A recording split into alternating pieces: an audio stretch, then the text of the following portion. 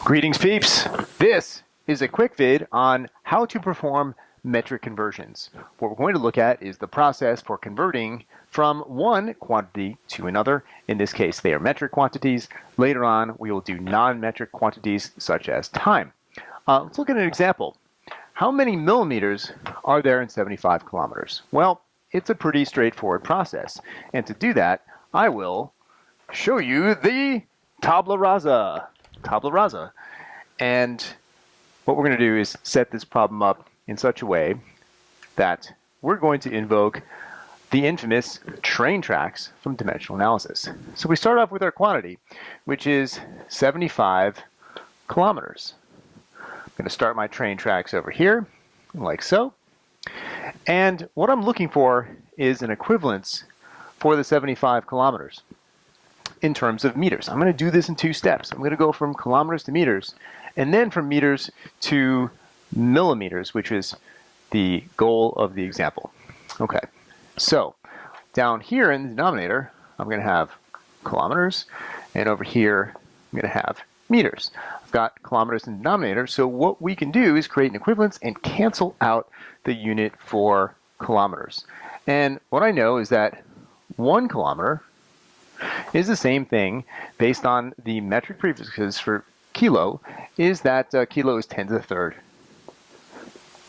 meters, like that. And so what we have now is our cancellation. The next step is to continue the train tracks and go from meters to millimeters.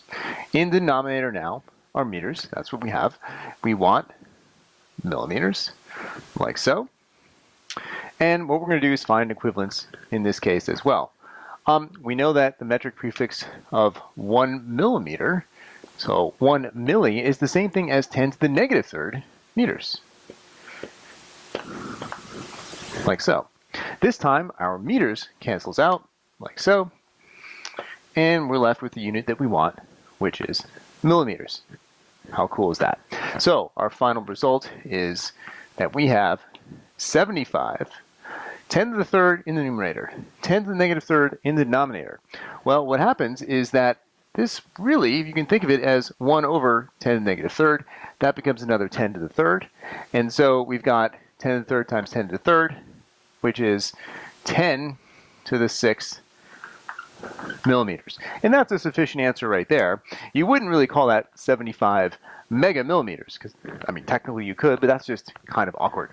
But that would be sufficient. Or if you want to do it in scientific notation always has the decimal place beyond the first digit.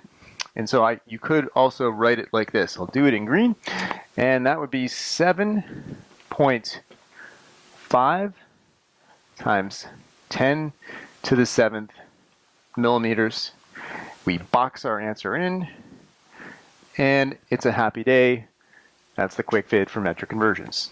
Thank you. Morad out.